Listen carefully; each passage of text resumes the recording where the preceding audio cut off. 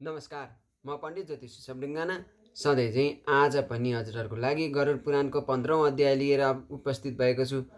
अब आतुरकालका दानहरू पनि गर्यो, दशकाद र विधिहरू पनि जानिसकियो। अब सबै कुरा जानियो। अब यस 15औँ अध्यायमा के भनिएको छ त भन्दा, धर्मात्मी सद्गति प्राप्त गरेको व्यक्ति आमाको गर्भाशयमा कहिले जन्म लिन्छ र के कर्म गर्दछ भनेर जब गरुडजीले भगवान विष्णुसँग सोध्नुभयो, तब विष्णु भगवान स्वयं आज्ञा गर्नुहुन्छ। एकदमै जटिल प्रश्न सोध्यो, जुन सुन्नाले मात्रै पनि, यो ज्ञान अलिकति लिनाले मात्रै पनि मनुष्य उत्तम गति प्राप्त गर्दछ। त्यो व्यक्ति जुन ब्रह्मलीन भएर जन्मिन्छ अथवा जन्मिन लागेको व्यक्ति हो, त्यो व्यक्ति सत्शास्त्रो चिन्तना गर्ने, ब्रह्मानन्दको चिन्तना गर्ने भएर यो पृथ्वीमा जन्म लिन्छ। अनि त्यस्तै गरेर मनुष्य जन्मिने त केमा हो भन्दा ब्रह्म हत्यामै हो। यो हामीले अघिल्ला भिडियोहरूमा वर्णन गरेको छौँ। ब्रह्म हत्यामै जन्म हुने हो। पूर्व कथामा हामीले बताएकै छौँ, वर्णन गरिसकेको छु मैले। 6औँ अध्याय अब गरिसकेका छौँ। 6औँ अध्यायमा मासिक धर्म, महिलाहरूको मासिक धर्म जसलाई रजोवती भन्दछ, त्यो रजोवती भएको बेलामा रिमु महिनामा 4 दिन छोड्नु पर्दछ। अनि 4 दिनको दिनमा त्यो स्त्री जातिले लगाइएको वस्त्रसहित गएर स्नान गर्नु पर्दछ। अनि 5 दिनमा देव कार्य र 7 दिनमा पितृ कार्यको लागि शुद्ध हुन्छन्। अब उत्कृष्ट हुन्छन् र त्यो स्त्री जातिले जुन यो गर्भाशय हो, जुन गर्भाशय शुद्धिको लागि मासिक धर्मबाट रज बगेको गएको छ, अब त्यसलाई शुद्धि गर्नका लागि, सुरक्षित राख्नका लागि आमाले मधुर भोजन गर्नु पर्दछ, मिठो भोजनहरू खानु पर्दछ। अमिलो, पिरो, टर्रो खानु हुँदैन। यसले के हुन्छ, जुन त्यो गर्भमा हुनका लागि तयार भएको गर्भाशय हो, त्यसले जल्दछ र बच्चामा कानो, लङ्गडो आदि भएर जन्म लिन्छ। त्यस्तै गरेर युमबासु मासिक धर्म भएको जोड दिनमा भनेको 8, 10, 12, 14, 16औँ रात्रिमा छोरा र 9, 11, 13 र 15औँ रात्रिमा छोरीको गर्भ रहन सक्छ। अब जोड र बिजोडको हिसाबले छोरा वा छोरी पनि छुट्याउन सकिन्छ, तर यो ठ्याक्कै मिल्छ भन्ने चाहिँ छैन है। फेरि अब गर्भ कहिले रह्यो भन्ने कुरो त सबैलाई ज्ञान हुँदैन। त्यस्तै गरेर हामीले 12औँ रात्रिमा गर्भ त हामीले पूर्व अध्यायमा वर्णन गरिरहेका छौँ। अब त्यो धर्मात्मी व्यक्ति ब्रह्मलीन भएर पृथ्वीमा जन्म लागेको व्यक्ति हो। त्यो व्यक्तिले आमाको गर्भमा 14 वा 16औँ रात्रिमा प्रवेश गर्दछ। ल हेर्नुहोस् है, 14 वा 16औँ रात्रिमा गर्भ बस्यो भने चाहिँ त्यो धर्मात्मी, त्यो ब्रह्मलीन भएको व्यक्ति हुन सक्छ। छोरा रह्यो भने, छोरी गुणवान भएर जन्मिने भए भने 13औँ अथवा 15औँ रात्रि। अब हेर्नुहोस्, गुणवान छोरी, धर्मात्मी छोरी जन्मिने भयो भने 13औँ वा 15औँ दिनको रात्रिको दिन गर्भ रहन्छ। अब हामी मनुष्य जातिले सत्कर्म र यो जीवन उपयोगी गरुड पुराणमा यहाँ के वर्णन गरिएको छ भने, दुईटै स्त्री पुरुष नै 14औँ रात्रि अथवा 16औँ रात्रि, 12औँ रात्रि व्यतीत भइसकेपछि सज्जन भएर मधुर भोजन गरेर गर्भ राख्नको लागि तत्पर हुनुपर्दछ। र त्यस दिनमा जस्तो चिन्तना गरेर गर्भ रह्यो, त्यस्तै नै छोरा अथवा छोरी जन्मिने। किनभने त्यस्तै प्रहलादको गर्भ रहँदाको दिन प्रहलादी आमा अथवा प्रहलादकी आमा कर्दुले सोध्नु भएको थियो, हिरण्यकश्यपसँग अथवा आफ्नो पतिसँग तपाईँको सबैभन्दा ठुलो शत्रु को हो भन्दाखेरि विष्णु हो भनेर जवाफ त आयो। अब जवाब आइसकेपछि प्रहलाद विष्णु भक्ति भएर जन्मिए। अब त्यस दिन अब गर्भ राख्नुभन्दा अगाडि त्यो प्रश्न सोधियो, विष्णु जस्ता भएर जन्मिए। र आमाले बच्चा गर्भमा रहेको बेलामा जस्तो व्यवहार गरिन्छन्, त्यस्तै व्यवहारको सन्तान जन्मिन्छ भने प्रमाण पनि यहाँ हुन्छ। किनभने तिनै भक्त प्रहलादले नै आफ्नी आमा कर्दुलाई देवगण र राक्षसगणको युद्ध हुँदै जाँदा, आमा कर्दुलाई देवगण र राक्षसगणको युद्ध हुँदै जाँदा देवगणहरूले कर्दुलाई लखेड्दै लिएर गइसकेपछि एउटा जङ्गलको बिचमा एउटा बरको रुखमुनि नारदसित भेट हुन्छ र नारदले कर्दुलाई शिक्षा दिनुहुन्छ। के शिक्षा भन्दा तिमी विष्णु भक्ति हुनुपर्दछ। यो संसारमा सर्वश्रेष्ठ भनेको विष्णु हो। विष्णु भगवान नै हुनुहुन्छ। नारायण हो। नारायण बाहेक यो संसारमा अरू कोही सर्वश्रेष्ठ र हरेक मनुष्यको आत्मामा रहेको अरू कोही पनि होइन भनेर कर्दुलाई शिक्षा दिनुभयो। त्यो शिक्षा कर्दुले छोरा जन्मिसकेपछि बिर्सिन्छन्। हेर्नुहोस् है, बिर्सी है यहाँ। र पछि नृसिंह अवतार अथवा नरसिंह अवतार उत्पत्ति भएर हिरण्यकश्यपुलाई मारिसकेपछि आफ्नी आमा कर्दुलाई स्वयं प्रहलादले म गर्भमा रहेको बेलामा तपाईँलाई नारदले फलानो रुखमुनि यो शिक्षा दिनुभएको हो कि होइन भन्दाखेरि अब आमा दङ परिन्। अब के भन्ने? अब बिर्सिसकेको छ। छोराले त्यस्तो प्रश्न गर्यो। अब हो त भन्नै परिहाल्यो। अब ज्ञान भएको कुरो हो। बल्ल आमालाई दृष्टि प्राप्त भयो। हेर्नुहोस् है, भर्खर अब थाहा हुँदैछ नि त, सम्झिँदैछिन्। गर्भमा रहेर जुन 7औं महिनामा गर्भ प्रवेश गरिसकेपछि दिव्य दृष्टि प्राप्त हुन्छ भन्छौँ। 7 महिनादेखि 9 महिनासम्म आमाले गरेका हरेक कहानी, हरेक बानी बेहोरा छोराले लिन गरेको हुन्छ। छोरालाई सबै थाहा हुन्छ त्यो समयमा। त्यसो भएर छोरा वा छोरी जे भए पनि थाहा हुन्छ। त्यसो भएर आमा एकदमै सजग हुनु अति आवश्यक छ। त्यही गर्भ चाहिँ पितृहरूको 21 कुलको उद्धार गर्ने भएर पृथ्वीमा जन्म लिन्छ। अब छोरा भए पनि पृथ्वीमा 21 कुलको उद्धार गर्ने भएर निस्किन्छ, जन्मिन्छ। त्यस्तै गरेर हाम्रो शरीरमा यो जन्मिसकेको बच्चा अगाडि बढिरहेको बेला हाम्रो शरीर पञ्चभौतिक तत्त्वले बनेको शरीर। मैले पहिला पनि भनेको छु, पृथ्वी, जल, वायु, तेज र आकाश। त्यस्तै गरेर हाम्रो शरीरका छाला, हाड, नाडी, रौँ, मासु यी पृथ्वीका गुण हुन्। त्यस्तै गरेर रियाल, मूत्र, वीर्य, बोसो, रगत यो जलका गुण हुन्। त्यस्तै गरेर भोक, प्यास, आलस्य, निन्द्रा, कान्ति यी तेजका गुण हुन्। त्यस्तै गरेर सच्याउनु, दौडनु, नाग्नु, पर्सनु, चेष्टा गर्नु यी वायुको गुण हुन्। त्यस्तै गरेर शब्द, चिन्ता, शून्य, मह, सन्देश यी आकाशका गुण हुन्। त्यस्तै गरेर मन, बुद्धि, अहङ्कार, चिन्ता यी आफ्ना पूर्वजन्मका कमाइ हुन् हे भक्तगण। त्यस्तै गरेर हाम्रा शरीरमा 5वटा ज्ञानेन्द्रिय छन्। कान, छाला, आँखा, जिब्रो, नाक। त्यस्तै गरेर बाघ, पानी, पाद, लिङ्गद्वार, गुदद्वार यी 5वटा कर्मेन्द्रियहरू छन्। अब कर्म गर्ने हुन्, त्यसैले यिनीहरूको नाम कर्मेन्द्रिय रह्यो। हाम्रो शरीरमा दिशा, वायु, सूर्य, अश्विन कुमार, प्रचेता, अग्नि, इन्द्र, वायु आदिहरू पनि छन्। त्यस्तै गरेर पिङ्गला र सुषुम्ना नाम गरेका नारीहरू हाम्रो शरीरमा छन्। त्यस्तै गरेर हाम्रो शरीरमा प्राण, अपान, समान, उदान, व्यान, नाग, कर्म, कुर्कल, देवदत्त, धनञ्जय आदि गरेका 10वटा वायुहरू पनि छन्।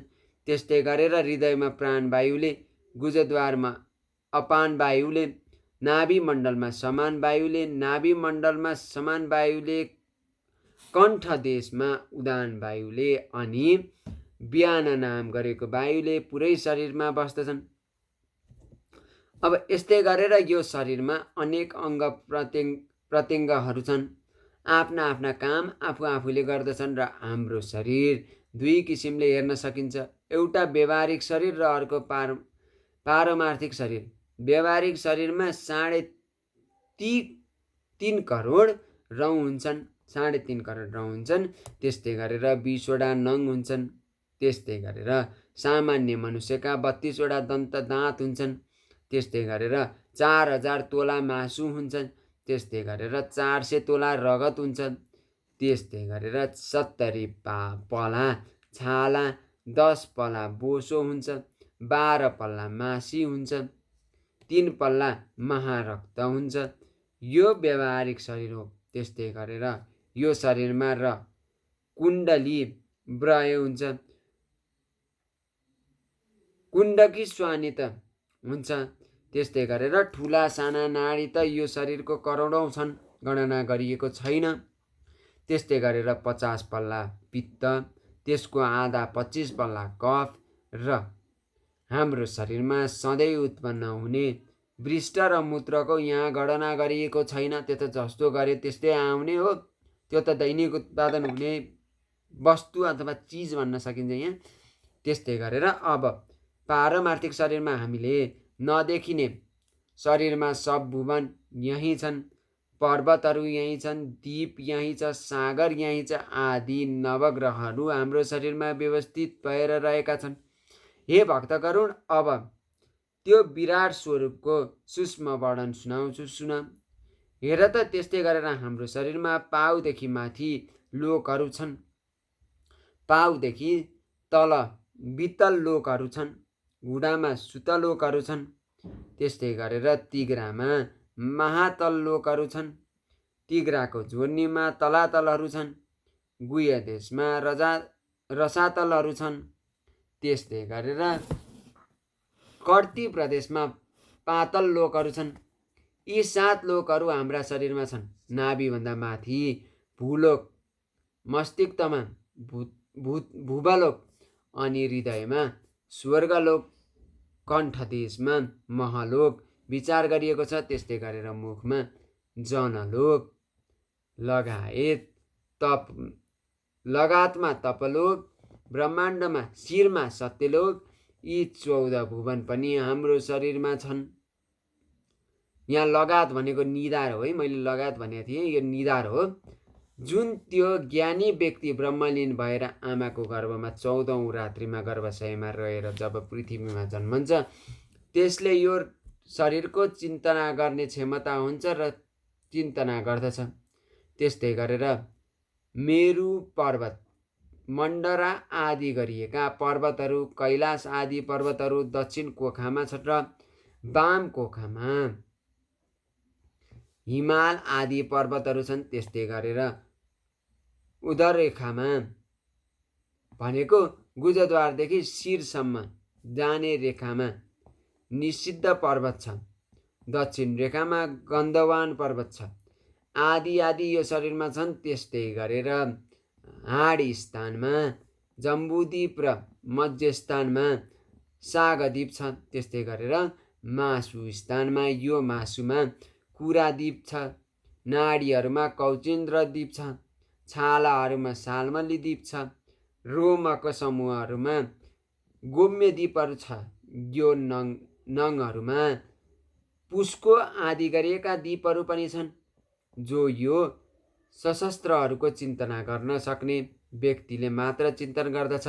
जसले एकाग्र चित्त भएर बिहान ब्रह्म मुहुर्तमा चिन्तना गर्दछ, त्यसैले मात्र यो शरीरमा के छ भन्ने कुरो पत्ता लगाउन सक्छ। हेर्नुहोस् है, दैनिक ब्रह्म मुहुर्तमा उठ्ने, स्नान गर्ने, चिन्तना गर्ने, पाठ गर्ने, भक्तिभाव राख्नेले मात्र थाहा पाउँछ। त्यसैले अब त्यसले मात्र यो शरीरमा के छ भन्ने कुरो पत्ता लगाउन सक्छ। त्यस्तै गरेर मूत्र देशमा छारद समुद्र र दूध देशमा दूध समुद्र छ, कफ देशमा मदिरा समुद्र छ, मजा देशमा घिउ समुद्र र जिब्रोमा रस समुद्र छ, रगतमा दही समुद्र छ।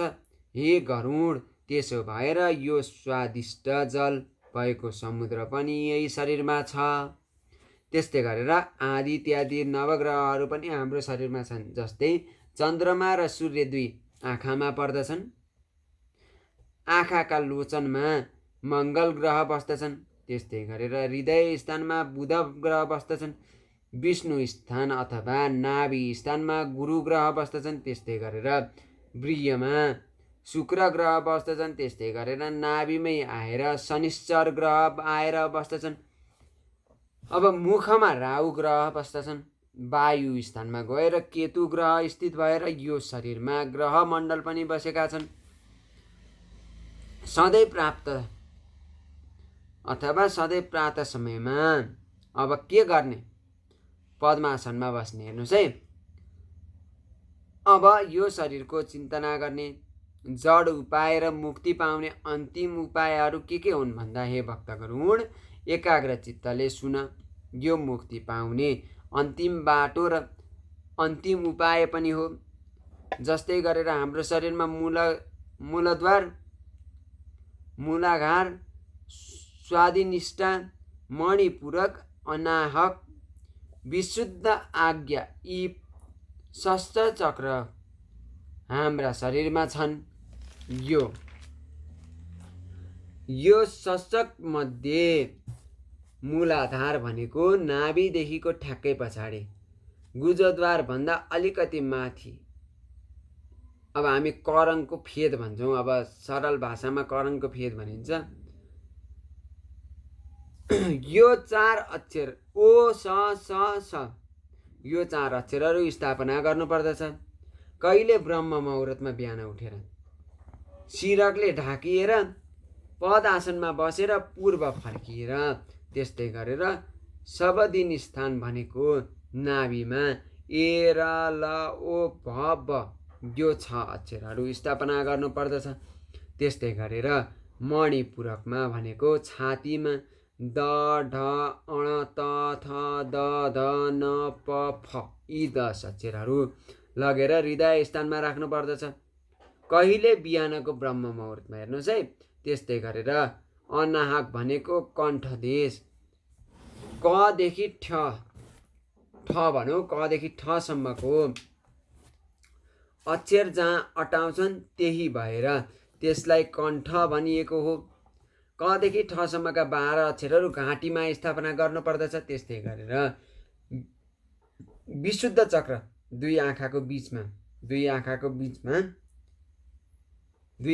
बिचमा लगेर अ आ इ ई रि लिरी ए ऐ ओ औ अम अह यी 14 अक्षरहरू स्थापना गर्नुपर्दछ।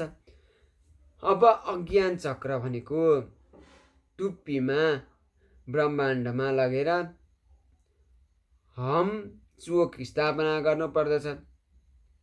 के हो हम चोक अथवा हमसो भनेको भन्दा जुन हामीले 24 घण्टामा सास लिने र दिने गर्दछौँ त्यो हामीले 24 घण्टामा 21,600 चोटि लिने गर्दछौँ। हेर्नुहोस् त, त्यो 21,600 चोटि लिएको सास मनुष्य जातिले बिहान ब्रह्म मुहुर्तमा उठेर आफ्ना शरीरलाई अघिका अक्षरहरूबाट बाँधिसकेर हंसोको जप गर्नुपर्दछ, जसलाई अजामा गायत्री भनिन्छ।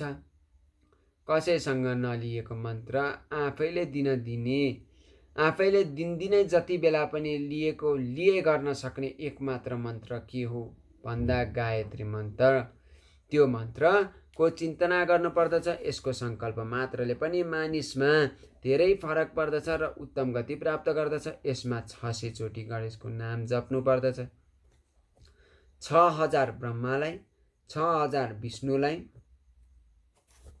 हेर्नुहोस् है, अनि 6000 शिवजीलाई, अनि 1000 जीव आत्माहरूलाई, 1000 गुरुलाई, 1000 चैतन्यलाई, यो आत्मालाई 21,600 भयो।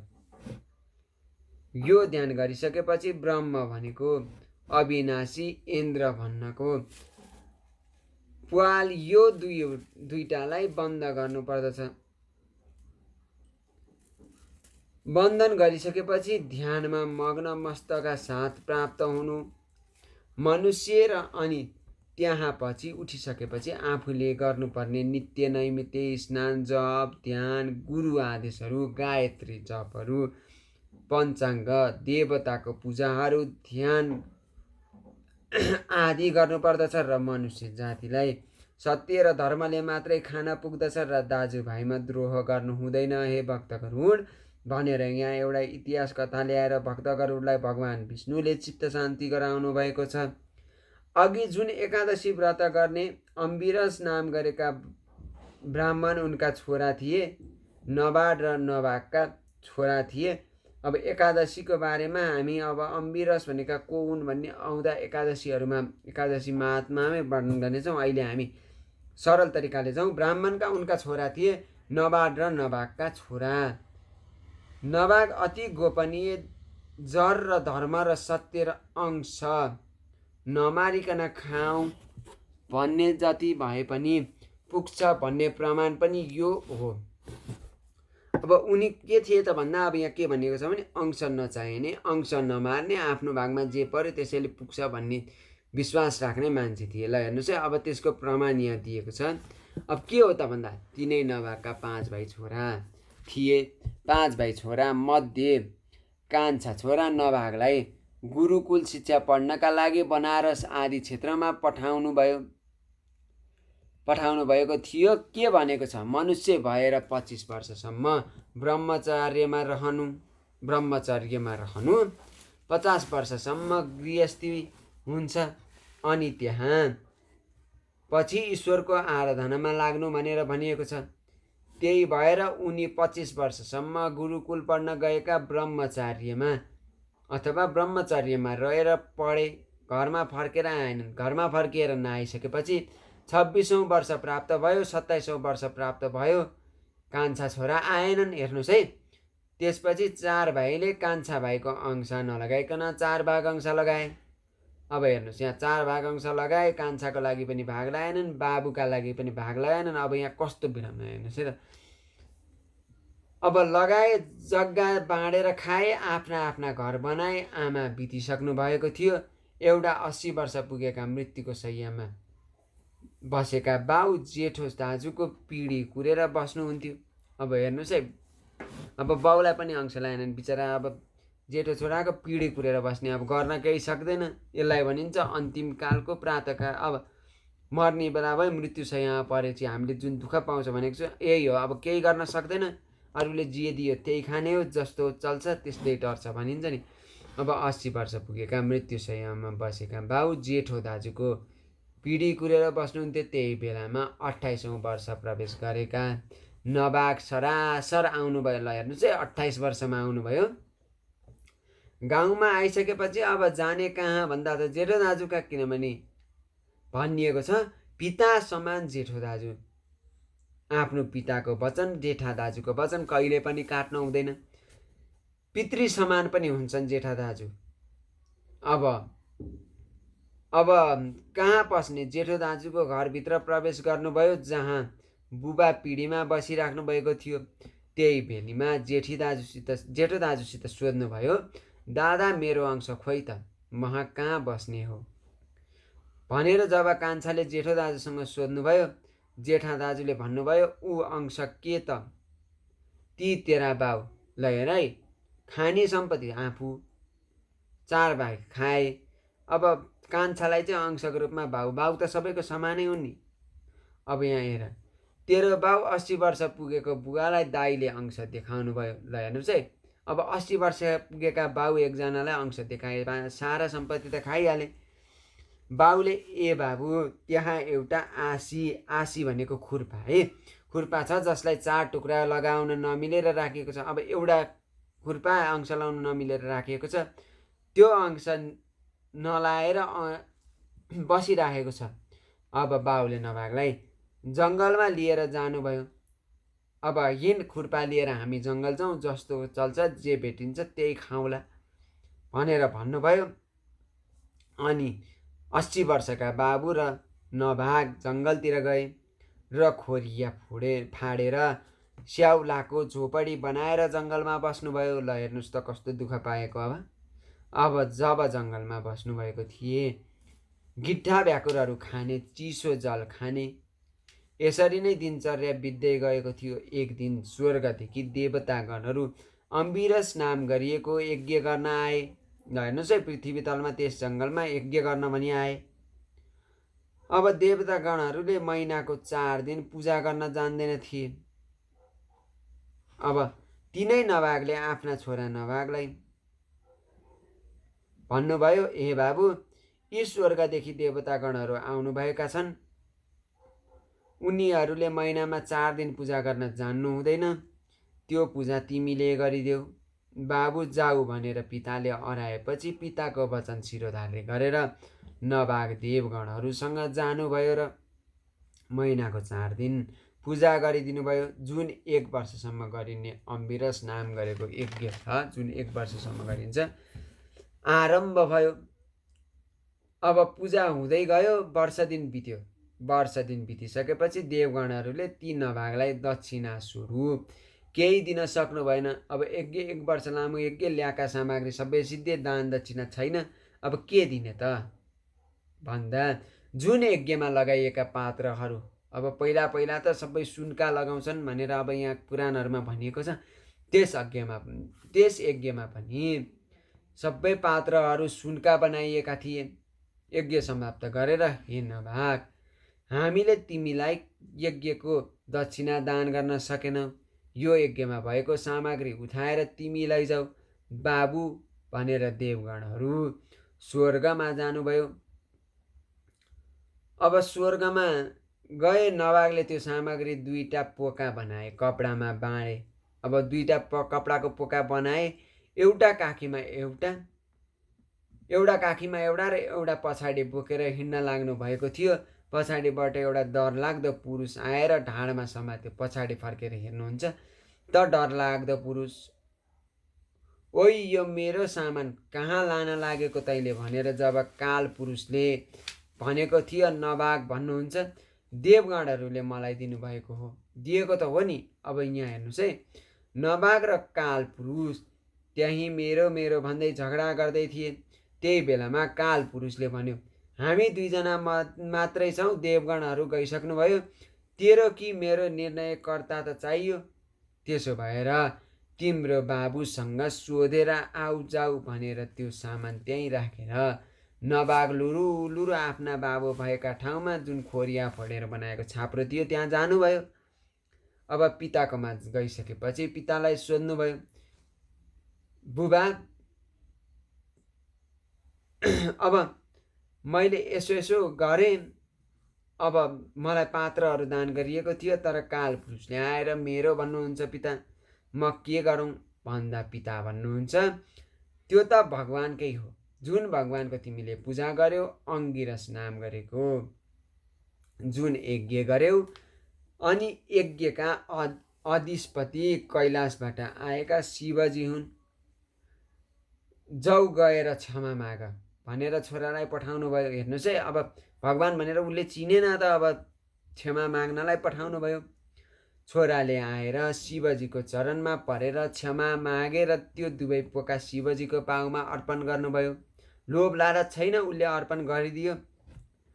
अब त्यही बेलामा शिवजीले भन्नुभयो, हे बाबु, तिम्रा वा धर्म बोल्दा तिमी धेरै धर्म बोल्दा रहेछौ, तिम्रा पिता पनि धर्मात्मी हुनुहुँदो रहेछ, तिमी सत्य बोल्दा रहेछौ, त्यसो भएर सत्य र धर्मले खाना पुग्दछ भनेर शिवजीले अर्को 2 गुणा सुनका रासहरू थुपारिदिनु भयो। हेर्नुहोस् है, त्यसैमाथि 2 थुप्रा अझ थुपारिदिनु भयो। अब त्यो सत्य बोलेको त्यति फाइदा हुन्छ। त्यही धर्म र सत्यमा अडिएर नभागले सुनका पात्रहरू लिएर गएर पिताश्रीलाई लिएर गएर आफ्नो दाजुभाइको अगाडि ठुलो जग्गा किनेर ठुला बङ्गाला ऐस आरामका साथ बसेर आफ्ना अंशमा र दाजुहरूलाई पनि आफ्नो गोठालो बनाएर राख्नु भएको थियो। त्यसो भएर हे भक्तगरुड, भाइको अंश मारेर खानु हुँदैन र धर्म र सत्यमा रहनु पर्दछ, अवश्य पुग्दछ भनेर भक्तगरुडलाई विष्णु भगवानले एउटा इतिहास कथा ल्याएर चित्त शान्ति गराउनु भएको थियो।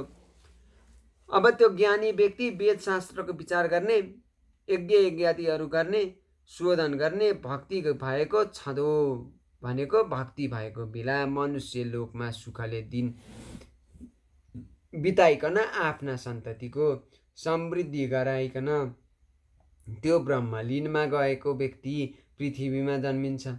जन्मदैका दिनदेखि उसको पाउको पाइलालाई अगाडि प्रवेश गर्दछ र आफ्ना पितृहरूको उत्तम गति प्राप्त गर्दछ। ल हेर्नुहोस् है, सत्पुत्र एउटा कुलमा जन्मियो। अब ब्रह्मलीन भएको व्यक्ति कसैको गर्भबाट जन्मियो भने त्यसका 21 कुलको उद्धार आफै हुन्छ, सद्गति प्राप्त गर्छन्, पितृहरूले उत्तम गति प्राप्त गर्छन्। किनभने उसले भोलि श्राद्ध र धर्मात्मी भइसकेपछि उसले श्राद्ध पितृकार्यहरू पनि गर्छ, उसले छाड्दैन। अब त्यसो भएर जो पुरुषले मनुष्यले यो सारोद्धारी गरुड पुराणको 15औं अध्याय एकाग्र चित्तले सुन्दछ, ऊ जसले 15औं अध्यायलाई एकाग्र चित्तले सुन्दछ ऊ स्वर्गवासी हुन्छ, अथवा भनौँ उसको लागि वैकुण्ठको द्वार खुल्ला हुन्छ भनेर यस 15औं अध्यायमा भगवान विष्णुले गरुडजीलाई सबै प्राणीहरूले सन्ततिहरूले जन्मिसकेपछि सत्कर्ममा मात्र लाग्नु पर्दछ भनेर यस गरुड पुराणको 15औं अध्यायमा भनेर गरुडजीको चित्त शान्ति गराउनु भएको छ। अब भोलि आउँदो गरुड पुराणको 16औं अथवा अन्तिम अध्यायमा अब मुक्ति प्राप्तिको लागि अन्य उपाय के छ भनेर भक्त गरुडले सोधिसक्नु भएपछि अब विष्णु भगवानले के उत्तर दिनुहुन्छ त भन्ने कुरा हामी भोलि आउँदो गरुड पुराणको 16औं अथवा अन्तिम अध्यायमा सुन्नेछौँ। आजको लागि यति नै।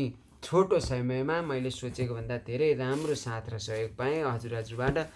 अब भनौँ एउटा युट्युबमा सब्सक्राइबर मात्र कम भएको, अरू ठिकै छ, हजुरहरूको साथ र सहयोग पाएकै छु। विभिन्न प्रश्नहरू आएका छन्, मैले उत्तर दिने मौका पाएको छैन। 38-40 वटा प्रश्नहरू मैले भेटाइसकेको छु कमेन्टमा।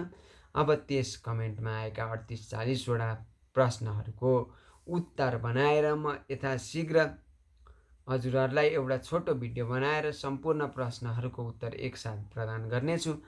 त्यति बेलासम्म हजुरहरूलाई कुनै अरू प्रश्नहरू छ भने कमेन्ट गर्नुहोला, कुनै जिज्ञासाहरू छ भने कमेन्ट गर्नुहोला र मैले सुधार्नुपर्ने कुनै कुराहरू छन् भने सुनाउनुहोला।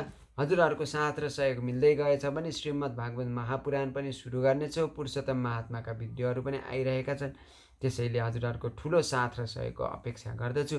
जय श्री कृष्ण, जय श्री राधे भन्दै म आजको यस गरुड पुराणको 15औं अध्यायबाट बिदा हुन चाहन्छु।